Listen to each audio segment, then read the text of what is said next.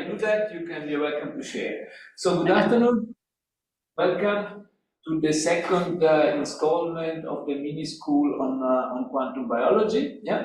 Again, it's a big pleasure to introduce to you Dr. Betony Adams. Betony is a postdoc in Stellenbosch, and last week she gave us a very nice overview of quantum biology from the physics and from the biology perspective. Yeah, and this week is lecture 2. Yeah, and you see the slide already shared. Thank you very much, Betony. So without further ado, Betony, you are most welcome to start. Yeah, thank you very much. Thanks very much, Francesco, and thank you everybody for attending lecture 2. The internet I'm on is sometimes a bit unstable, so just let me know if you can't hear me properly, and I'll switch internets. Welcome today to lecture 2 of this mini school on quantum biology. Last week, as Francesco said, I gave a very brief introduction to some important concepts in quantum biology from the physics and biology point of view, just to give you some idea of the materials that quantum biology deals with, as well as the tools that you need to deal with these materials. Today, I wanted to go into a bit more detail, and I'll do this by looking at each of the different non-trivial quantum effects that I mentioned in the last lecture and at their various biological contexts. So to make it clear just how the quantum and the biology fit together, I'll focus on a specific quantum effect before outlining all the different possible biological functions that this effect might be implicated in. So, for example, quantum coherence in energy and charge transfer has a number of possible biological contexts, including photosynthesis, microtubule or mitochondrial function. The radical pair mechanism, which is an example of spin chemistry, was first developed in quantum biology as an explanation for bird migration or avian magnetoreception, where the spin states of 2 paired electrons allow birds to navigate using the Earth's magnetic field. But there's growing interest in radical pairs in a number of different contexts, such as reactive oxygen species. And there's also the suggestion that nuclear spin pairs might play a role in the brain. Quantum tunneling also appears to be important in a number of contexts and biological processes. Historically, as you heard last week, tunneling was the first quantum effect to be observed, and it has been shown to contribute to significant rate speedups in enzymes. Tunneling has also been applied to the biological context of receptor activation, such as smell receptors and neuroreceptors. And we have also tried to apply this mechanism to spike protein binding in the coronavirus. So this is just an overview of how the lecture will proceed, and I'll go into more details about each of these processes and what research is being done into them. So just a quick recap of last week, so we remember what our various systems of interest are. Let me remind you of what a quantum system is. So in quantum mechanics, one of the things you will hear over and over again is this idea of a quantum system. What exactly is this? Well, defined formally, a quantum system is any physical system that obeys quantum mechanics. It's describing the behavior of matter and energy at the smallest scales, typically atoms, electrons, photons, and other subatomic particles. More intuitively, you can think of the quantum system as the thing you're interested in looking at. And I used last week the example of if you did physics at school, you probably did many worked examples of blocks down slopes or cars on roads. In these questions, the system was the block or the car. Quantum systems are just smaller things of interest, such as phonons, protons, neutrons, or electrons. Major accomplishments of quantum theory was Bohr's model of the atom, developed in 1913. And in this model, electrons orbit the nucleus, which is made up of positively charged protons and neutral neutrons. In specific fixed, the electrons orbit this nucleus in fixed energy levels or shells rather than spiraling inwards, which is what classical physics predicted. And Bohr suggested that electrons jump between energy levels by absorbing or emitting a quantum of energy or photon. And this emission or absorption of light explains the atomic spectra which is like the fingerprint or the light equivalent of a fingerprint for different types of matter.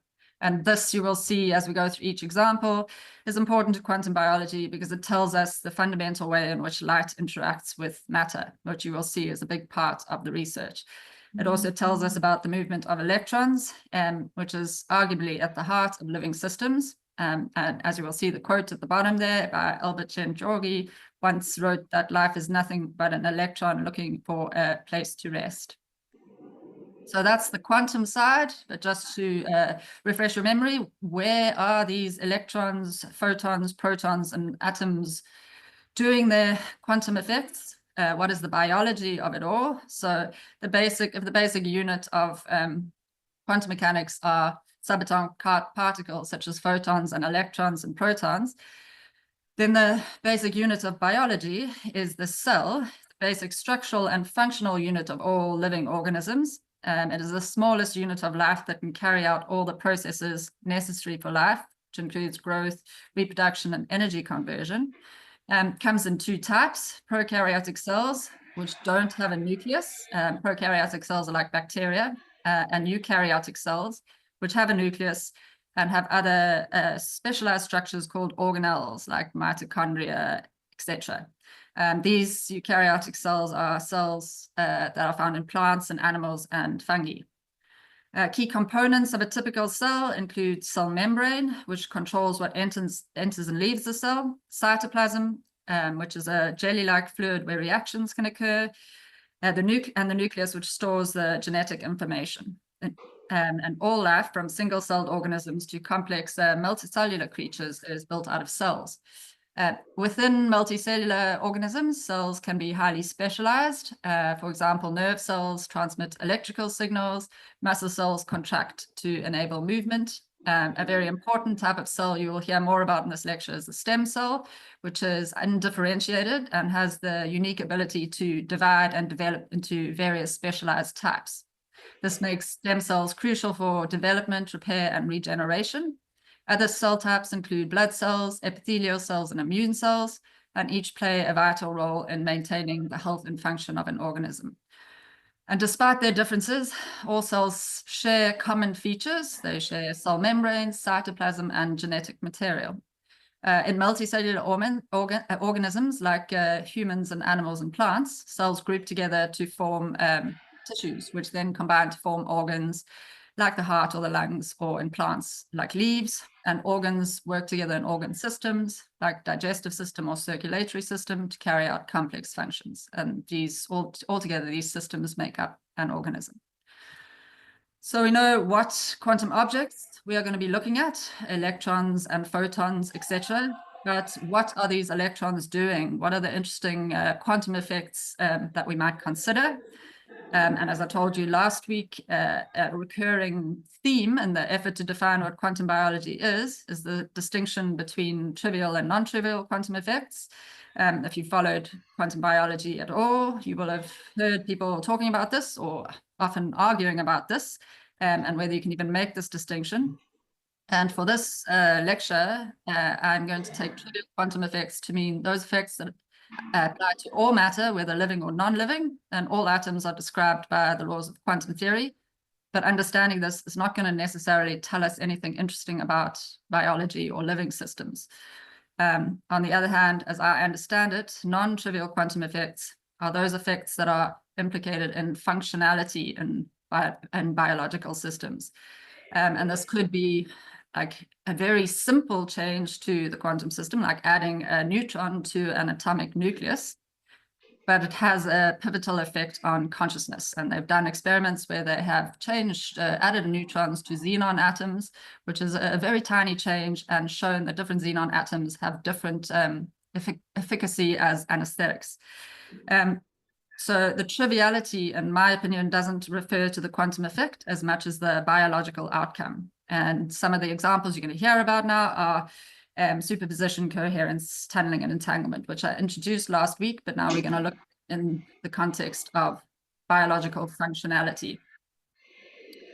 So first up is coherence, specifically coherent transfer processes. And by transfer, I mean movement of some kind, movement of some quantum system, such as an electron, or the energy that an electron passes on through some biological material.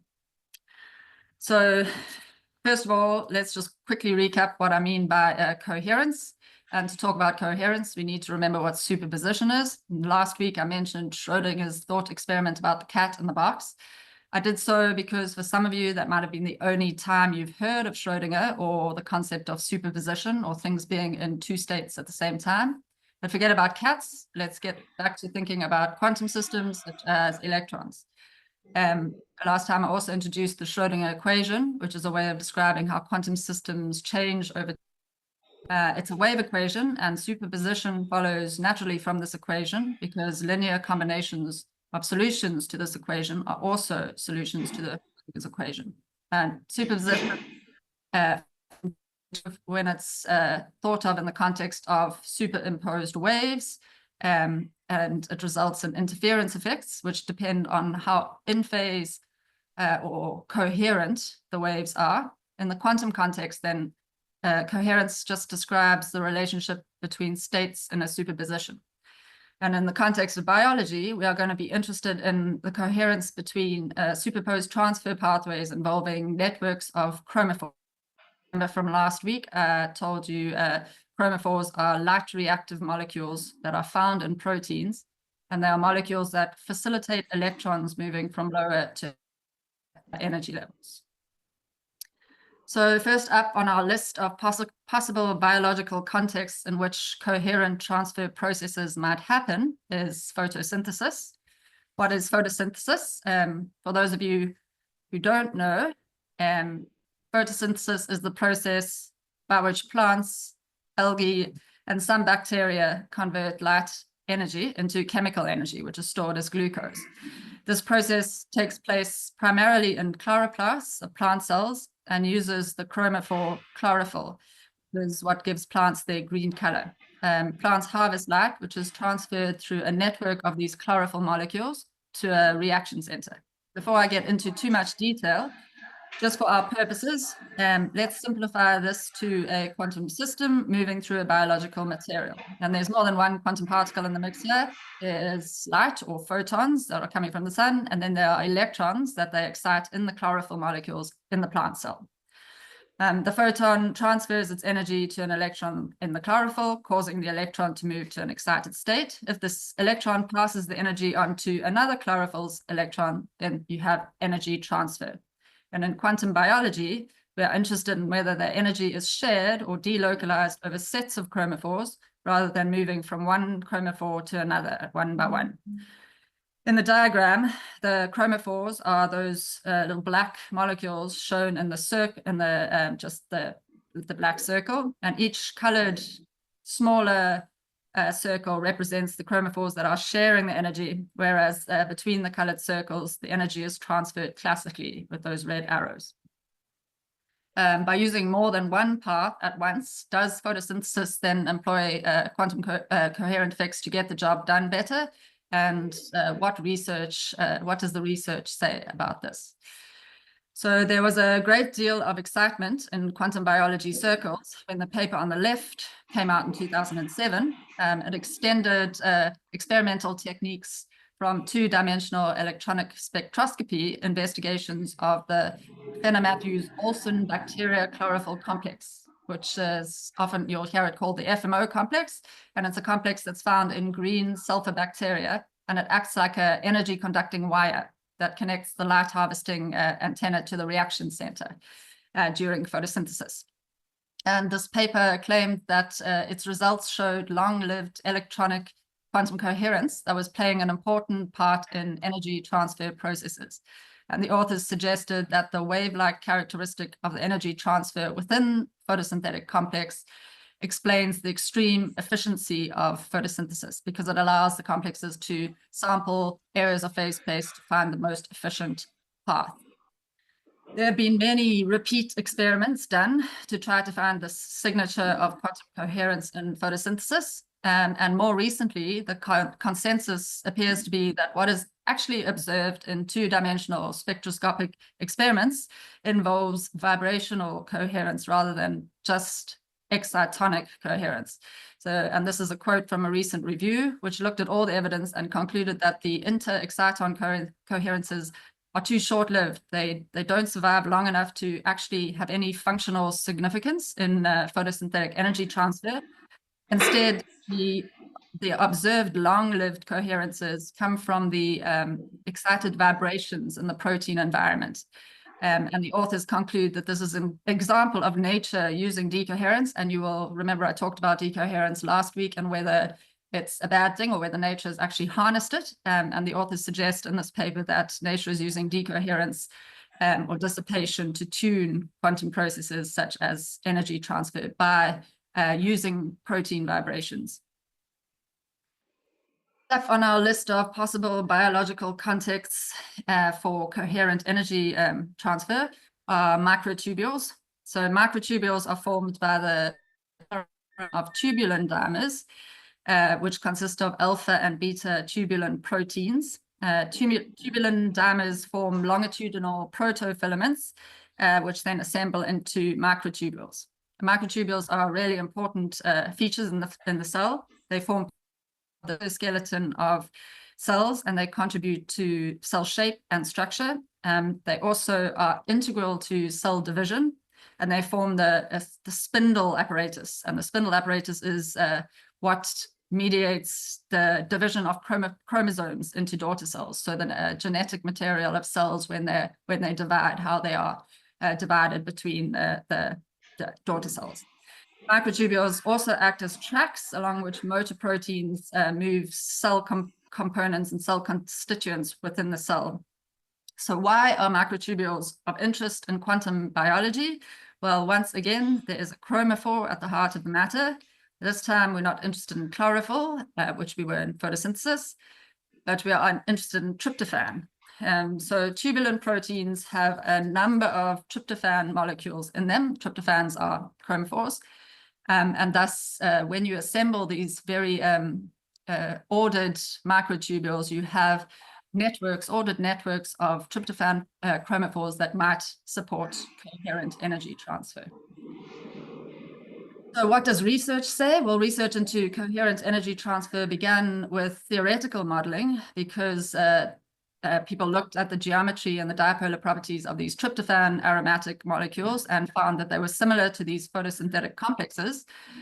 Papers such as the one on the left involved computational investigations of energy transfer between tryptophans in tubulin proteins, as well as some discussion about what the biological functionality might be. And there were some suggestions that this was a quantum mechanism of signal propagation. There was some suggestion that this played a role in quantum consciousness. There was also some suggestion that disruption to the signal propagation by drugs such as anesthetics were what caused unconsciousness or the mechanism of anesthetics.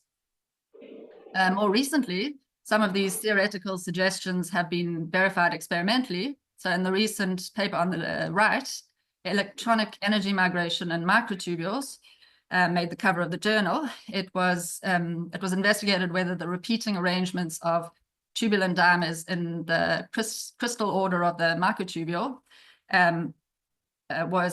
with the lattice constants were short enough to allow energy transfer between amino acid chromophores and might act like a natural or artificial light harvesting system.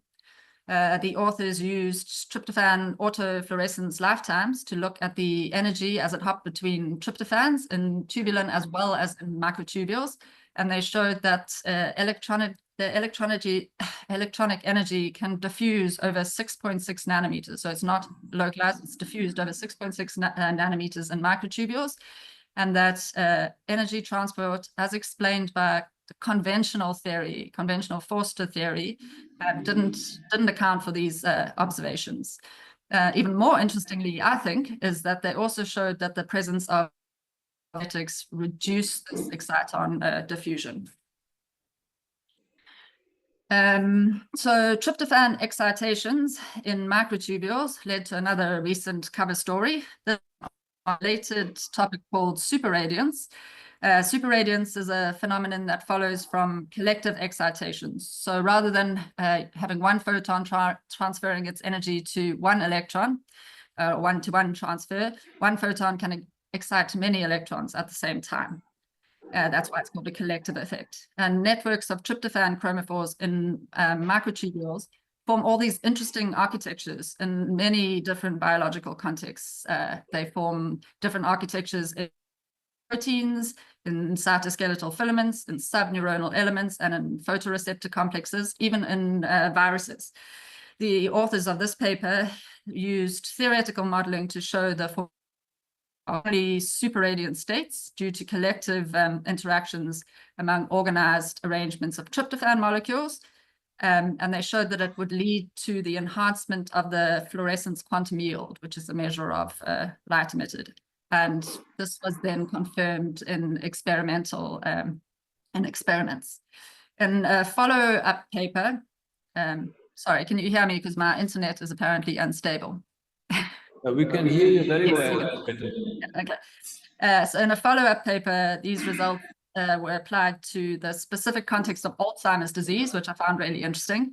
So amyloid fibrils are fibrous protein structures in the brain that are associated with Alzheimer's disease and dementia, as well as a number of other neurodegenerative disorders.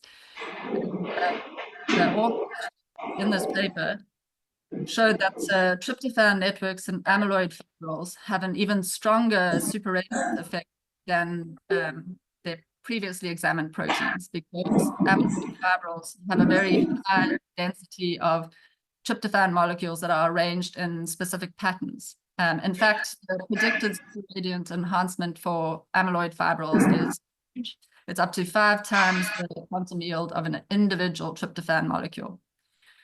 The authors suggest that sorry, there's a very loud noise coming. You can switch off the microphone. You can switch off our microphone. Sorry, thank you. So they suggest that the presence of this amyloid that you see in Alzheimer's disease is a reaction to oxidative stress, because oxidative stress contributes to neurodegeneration by producing free radicals, and free radicals can emit damaging high-energy UV photons. But the superradiant effect means that networks of tryptophans, and specifically the density of networks of tryptophans and amyloid fibrils, can efficiently absorb these UV photons and down convert them to lower energies. And this could have quite profound implications for understanding and treating neurodegenerative diseases such as Alzheimer's.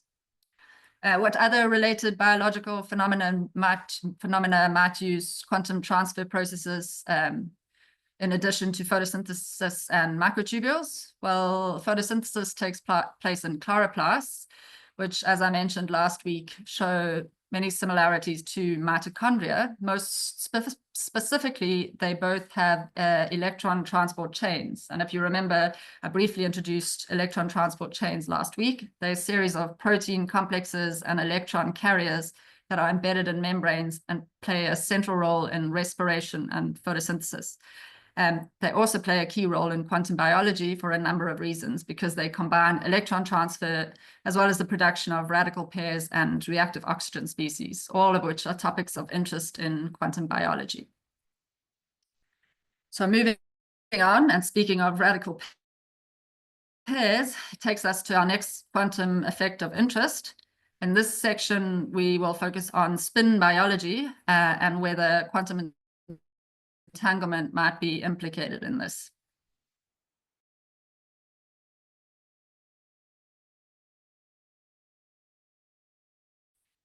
What do I mean by spin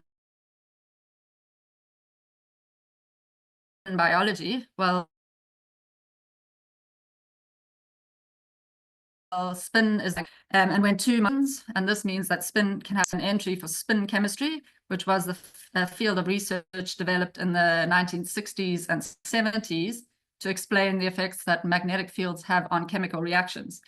And spin biology is just then, in my opinion, an extrapolation of spin chemistry that looks at the role of magnetic fields on biochemistry. The quantum to biology process can be summarized briefly as follows. So for the radical pair mechanism, a photon actually separated electron pair.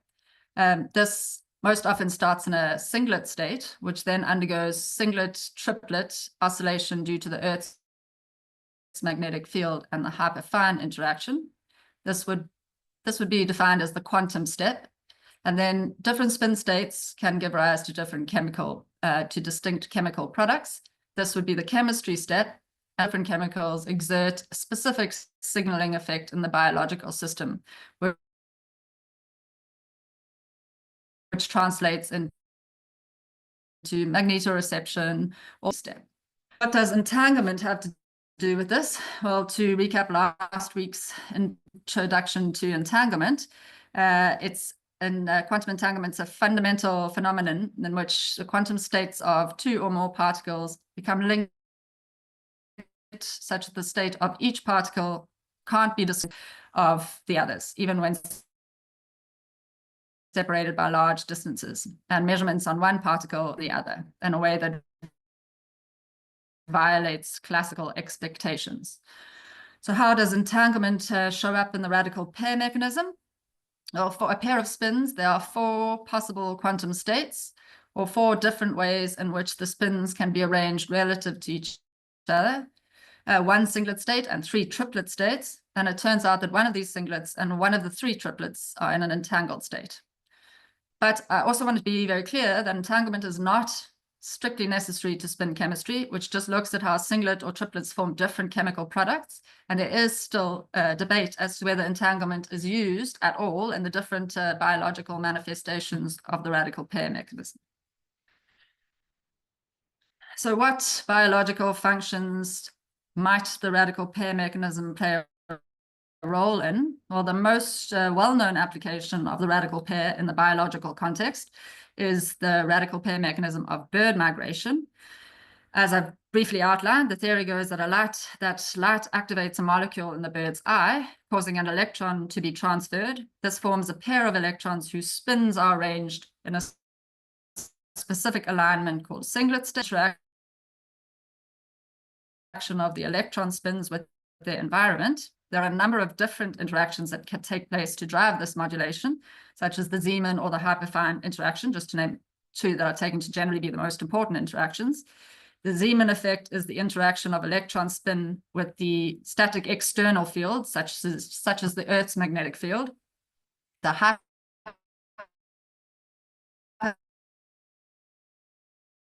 hyperfine effect is the environment. And these interactions result in the radical pair oscillating between singlet and triplet states. Then the final step is the conversion of that spin character into a measurable chemical outcome.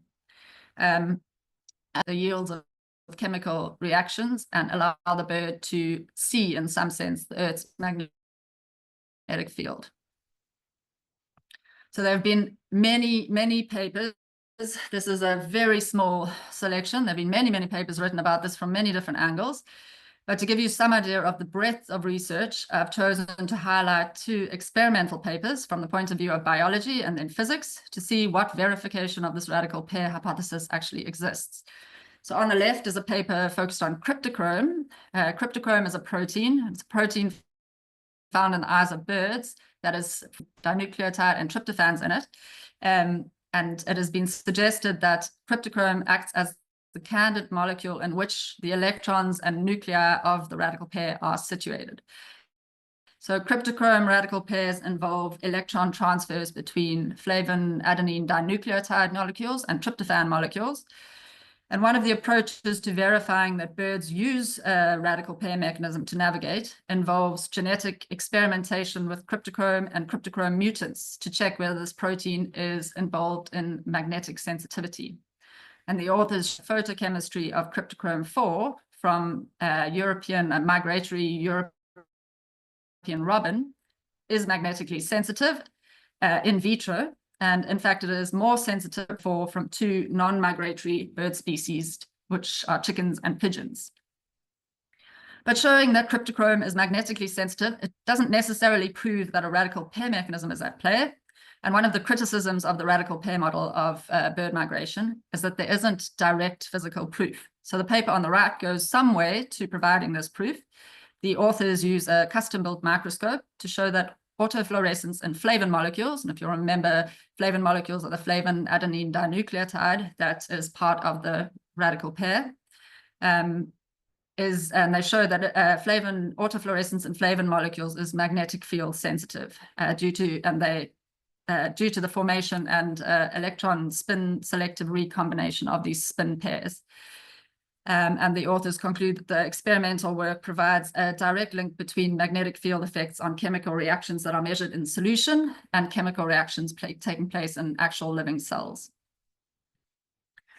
But what other biological functions might use radical pair chemistry?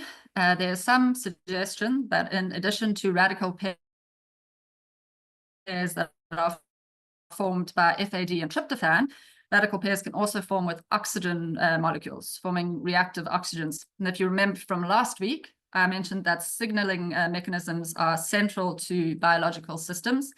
And one of the most important of these signaling mechanisms are reactive oxygen species. So reactive oxygen species, or ROS, molecules containing oxygen, they include superoxide, hydroxyl radicals, hydrogen peroxide, and they are often associated with cellular damage and oxidative stress, but ROS also play essential roles as signaling molecules in various biological processes, including cell growth, apoptosis, and immune responses. And at controlled levels, ROS regulates signaling pathways involved in inflammation, but excessive ROS production can damage DNA, can damage proteins and lipids, and contribute to chronic inflammation and diseases such as cancer, cardiovascular disease, and neurodegeneration. And cells have built-in antioxidant systems to balance ROS levels and prevent oxidative damage while preserving their vital signaling functions. As spin biology is concerned, in the last few years, there's been a real upsurge in interest in the role of the radical pair mechanism and reactive oxygen species. So this is, I found really interesting because it widens the context and the relevance of quantum biology dramatically. So humans don't necessarily need a magnetic compass, but our health evidence that magnetic field dependence on reactive oxygen dependence on magnetic field can mediate stem cell growth and differentiation. The paper on the left, the authors showed that in the context of planaria regeneration, planaria are a type of flatworm that are really good at regenerating. So you can chop their head off and then they'll just grow another head. Weak magnetic fields change stem cell proliferation and subsequent differentiation. So it's not just more stem cells, it's also what those stem cells change into. And by changing levels of reactive oxygen species and how these reactive oxygen activate downstream heat shock proteins. What I think is really interesting is that different magnetic fields have different effects, and these aren't super strong magnetic fields at all. So they're around about the strength of a fridge magnet. And these weak fields can increase or decrease new tissue formation in vivo. And the authors suggest that this could be to manipulate mitosis, cell division, and stem cell growth. So interest in magnetic fields in biology has grown enormously in the last few years. This is an excellent review paper that I would recommend if you're interested in this field. It takes you through the various biological contexts in which magnetic field dependency can be found. The table on the right, which I took from this paper, is only a section of the full table and shows you just how many biological functions are sensitive to magnetic fields and may use some version of spin biology. And the paper authors review this magnetic sensitivity and they suggest an explanation based on the radical pair mechanism. They discuss static, hypermagnetic, and oscillating magnetic fields, as well as isotopes plausible candidate molecules for the radical pairs. So I've taken you through the cryptochrome radical pairs, which are FAD and tryptophan. I've mentioned reactive oxygen species, but this paper will introduce a couple more candidate molecules for radical pairs.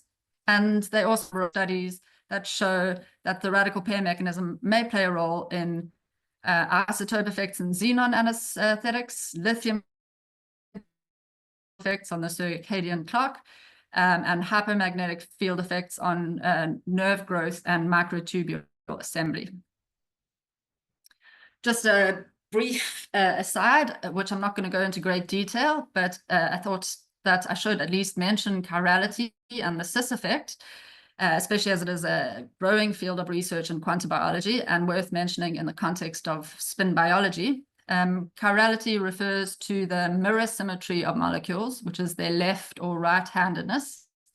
Chirality is a big open question in biology, and I think a fundamentally interesting example of symmetry breaking and the importance of symmetry breaking. Biology prefers certain chiralities over others. Amino acids are all one chirality, for example. Chirality is also very important in the question of receptors. So olfactory receptors, for example, recognize different chiralities. The same molecule in different chiralities smells different. Chirality is also very important in the pharmaceutical industry. So I don't know how many of you have heard of the thalidomide scandal. The thalidomide scandal drug that caused babies to be born severely deformed. And it was because the one chirality of the drug, which is the one they had tested, was therapeutic and worked without any side effects. But they didn't realize that it could form the opposite chirality as well, the left-handed, or can't remember if it's left-handed or right-handed, which was bad. But the other chirality of the drug caused these severe birth defects. And chirality can also result in a spin polarized electron transfer, where chiral molecules have a preference for transferring electrons with specific spins. And this is known as chiral-induced spin selectivity, and has implications both in biology as well as in technology and the development of spintronics. And moving on to my last example in the spin biology section, we are no longer looking at electron pairs, but we're looking at pairs of nuclear spins. So this is not the radical pair mechanism, but it follows some of the same logic. So remember that spin is the property of quantum particles that makes them react to a magnetic field. Electrons have spin, but so do nuclei. And if you remember the model of the atom that I mentioned at the beginning of this lecture, nuclei are the protons and the neutrons at the center of the atom, with the electrons and energy levels around them. So in this example of spin biology, we look at spin pairs of phosphorus nuclei. And in many ways, nuclear spin is a better option for quantum effects in biology, as it is less sensitive to decoherence. In fact, nuclear spin is a qubit of choice for some models of quantum computing, precisely for quantum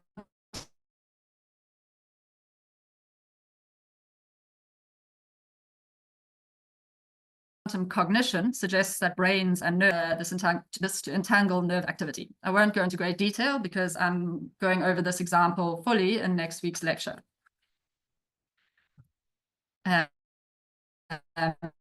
is far less research on this example of spin biology than on the radical pair mechanism, and I think that's partly because the radical pair mechanism is very well developed through the field of spin chemistry between two nuclei can give rise to different chemical outcomes. But there have been some theoretical papers looking at the likelihood of sustained quantum effects like quantum entanglement and coherence in these Posner molecules. There's also some recent mental research on what happens when you incorporate different lithium isotopes into Posner molecules. So different lithium isotopes have different nuclear spins, so they will change how these systems of spins. And the paper authors show that lithium isotopes differentially alter calcium phosphate mineralization in biologically relevant aqueous solutions. And the authors point out that this isotope effect is not predictable from classical chemistry principles, but it is well predicted by quantum biology. And this has implications in the treatment of mental health, as notch lithium is the long accepted standard treatment for bipolar disorder. And finally, on the topic of spin biology, I thought it would be interesting to quickly mention new directions that quantum biology has gone in. Space has always fascinated mankind, and the space race has been ramping up with every billionaire showcasing their new rockets. But while a lot of research is being done on getting bodies into space, less research is being done on keeping those bodies healthy in space environments that are different from Earth. The main focus seems to be on radiation and microgravity, but quantum biology can contribute another topic to this. So all life on Earth evolved in the Earth's magnetic field. What happens when we try to live on planets such as Mars that have a negligible magnetic field, often referred to as a hypermagnetic field? What happens when you try to grow plants on Mars? There's lots of evidence that plant growth is strongly affected by hypermagnetic fields. And quantum biology researchers are starting to have a look at what happens to other living systems that are grown in conditions that screen out the Earth's field. And there is morphological evidence that frog embryos development is accelerated in hypermagnetic fields of less than 1 nanotesla. And this suggests that tadpole physiology can sense and react to the absence of the Earth's magnetic field. So that's it for spin biology. Moving on to our last quantum effect, we'll look at tunneling in various biological contexts. So if you remember from last week, quantum tunneling is a phenomenon in quantum mechanics where a particle can pass through a potential energy barrier, even if it doesn't have enough energy to overcome it classically. This happens because particles in quantum theory are described by wave functions, which can extend beyond classically forbidden regions. And although the probability of finding the particle past the barrier is low, the probability is not zero, meaning there is a chance that it can be found on the other side of the barrier. And quantum tunneling is essential in many physical processes, such as nuclear fusion in stars and alpha decay, as well as the operation of modern technologies such as scanning tunneling microscopes. So our first biological function that may use tunneling is olfaction, or the sense of smell. In this example, the quantum particles that are doing the tunneling are electrons. And tunneling was actually the first observed example, experimentally observed example of quantum effects. Many biological interactions involve a receptor and a molecule that binds to and activates the receptor, called a ligand. Lock and key mechanism of binding and activating a receptor by an appropriate ligand is pretty much used to describe most biological interactions. The action of enzymes has been attributed to the lock and key mechanism, as well as the binding of smell receptors and neurotransmitters, which are common receptors that are introduced last week, called G protein coupled receptors, or GPCRs. The lock and key mechanism suggests that the shape of the ligand must match the shape of a receptor in order for it to be active at the receptor. So a bit like a puzzle piece. But an alternative model for olfaction has been suggested, and it's called the vibrational theory of olfaction, which is formalized by Luca Turin. And it suggests that the vibrational spectrum of a ligand enables an electron transfer to take place, activating the receptor. What evidence is there for vibrational theories of receptor activation? Well, the standard experimental technique for testing this theory is by selective deuteration, which means replacing hydrogen with its isotope deuterium. Deuterium has one extra neutron, and it changes the mass and thus changes the vibrational spectra without changing the shape of the molecule. So it shouldn't impact on the lock and key mechanism, because that's determined by shape. And therefore, deuterated smell molecules should smell the same. But there have been a number of experiments that show that fruit flies appear to be able to differentiate deuterated varieties of smell molecules, though their smell receptors are different from mammal GPCRs, and the results may not be generalizable. Some fish, as well as the American cockroach, have also demonstrated an ability to differentiate between isotopes of amino acids and pheromones. On the other hand, there have been a number of studies that show that receptors can't differentiate between isotopes. And the review article at the top right is an example of the argument against vibration-assisted tunneling theories. And there's also been some suggestion that olfaction uses a combination of shape and vibration, which is called the swipe card model. I included the paper on the bottom right, called The Sweet Taste of Heavy Water, because although of olfaction, there's been very little development of quantum theories of taste, despite the fact that humans can actually taste the difference between normal and deuterated water, which I thought was very interesting. So a second biological that use electron tunneling is nerve activation, or the binding of neurotransmitters to receptors on nerve cells. Neural communication is mediated by the release of neurotransmitters.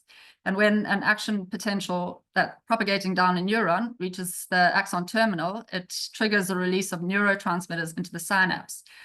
These neurotransmitters diffuse across the synaptic cleft and bind to special receptors on the nerve's dendrites. The open ion channels, ions enter the nerve cell, change the membrane potential. The variety of receptors that bind to neurotransmitters are GPCRs, like olfactory receptors. So it makes sense that researchers have applied tunneling theories to these receptors.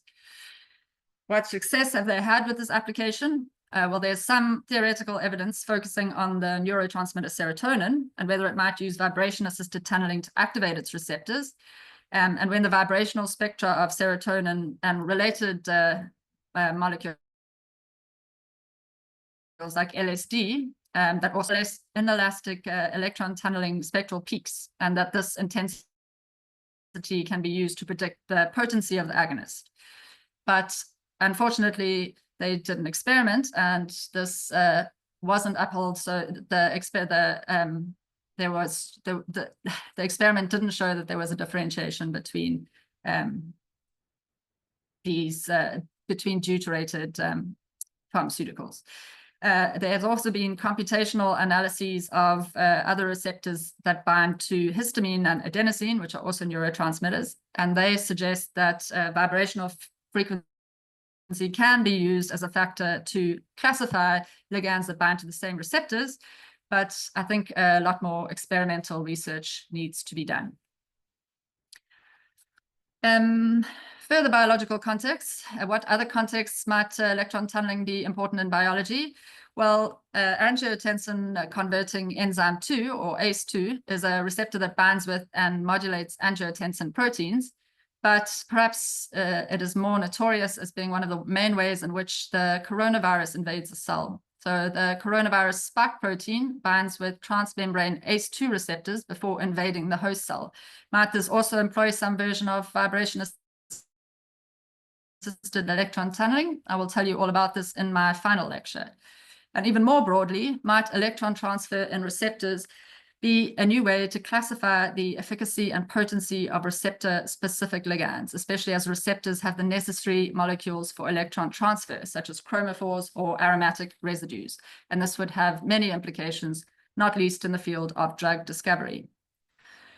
Our final example in the tunneling section looks at proton tunneling, not electron tunneling, in the context of enzymes and DNA mutation. If you remember from last week, enzymes are specialized proteins that act as biological catalysts, and DNA carries long-term information about organisms with its sequence of nucleotide bases, adenine, thymine, cytosine, and guanine, encoding instructions for making proteins.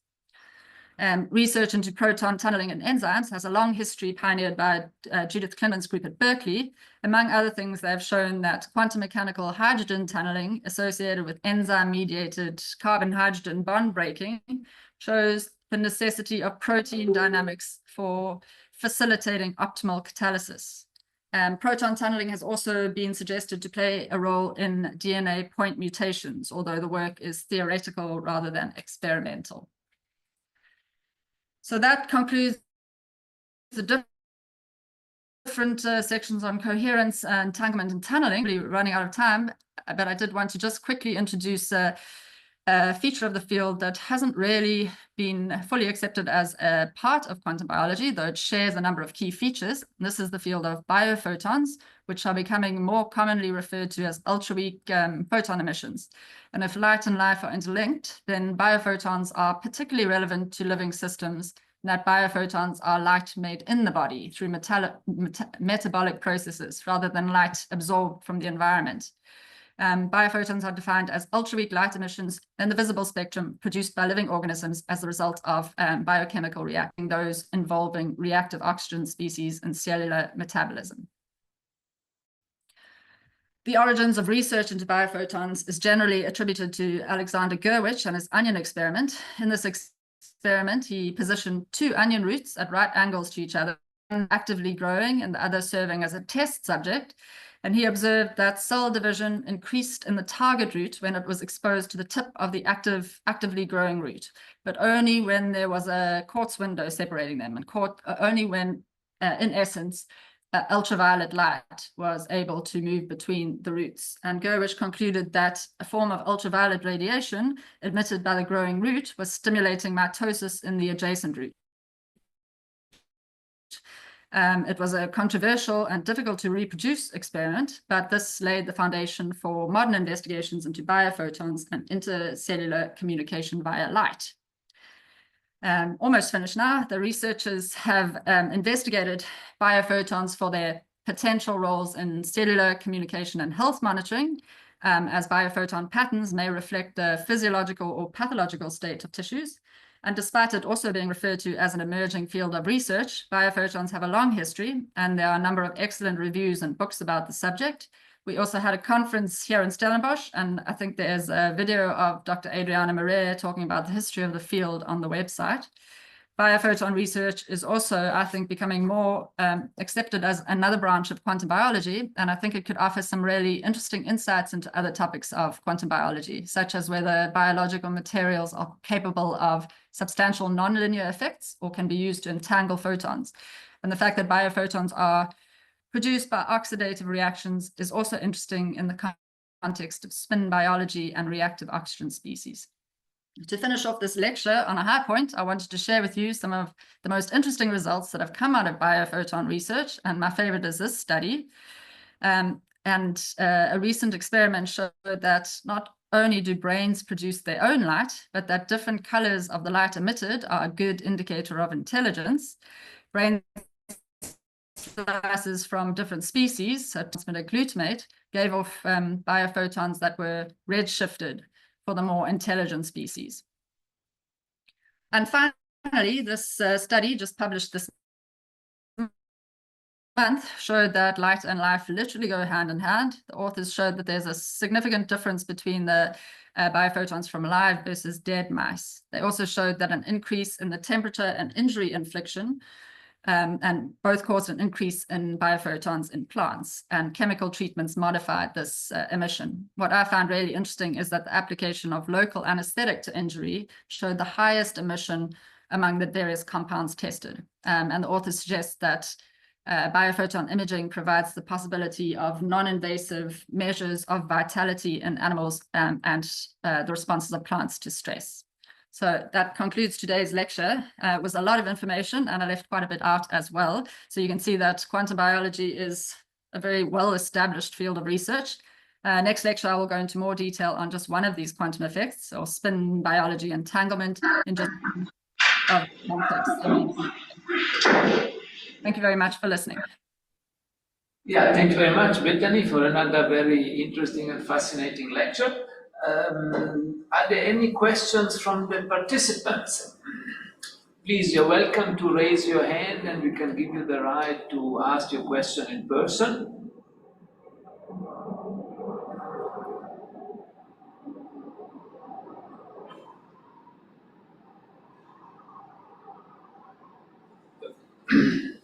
Maybe while you think, there was a question regarding whether we issue certificates of participation. So usually we don't do it, but if you're desperate, please send us an email and we can see what we can do. Yeah. Let me check if there are any raised hands. No. Anyone would like to ask a question in person? Please just raise the hand, the virtual hand, and we will give you the right to ask the question. There's a list of papers as well that were used. If anyone wants the lecture notes, I mean the slides as well, Francesca? Yeah, we can upload them on the website if you're happy to share them with us, Betony. Also the ones from last week, if you're happy to share them. Okay, there doesn't seem, Betony, to be any urgent question. Here in the Q&A. There's a question by Suraj Chomru. I hope I pronounce it more or less correctly. How far is photonics or laser physics being used? So 2D electronic spectroscopy is the major way of investigating the coherent energy transfer in photosynthesis and microtubules mostly. There's just that the one autofluorescence study done on spin biology, but so it's mainly the photosynthesis that's been using the spectroscopic technique. Yeah, thank you, Betony. And now that another question popped up by Muhammad. What is the time scale for tunneling in olfactory receptors? Good question. I'm not 100% sure. I would have said possibly nanoseconds, but I'll have a look and let you know. Okay, if you want to send an email. Okay, I think maybe we can follow up next week. I also will know. Yeah. Okay, Betony, there seems to be no more questions, and it's almost 3 o'clock. So thank you very much to you again for a fantastic lecture. Yeah, and thank you to the many participants online and to the few in person in this room. Yeah, and we will see you again latest next Wednesday at the same time in the same Zoom link, but hopefully before as well. Yeah. Okay, Betony, thank you very much. Lots of claps coming. Okay. Thanks so much. Thank you very much. All the best. Thank you. Bye. Bye. Bye-bye. Thank you.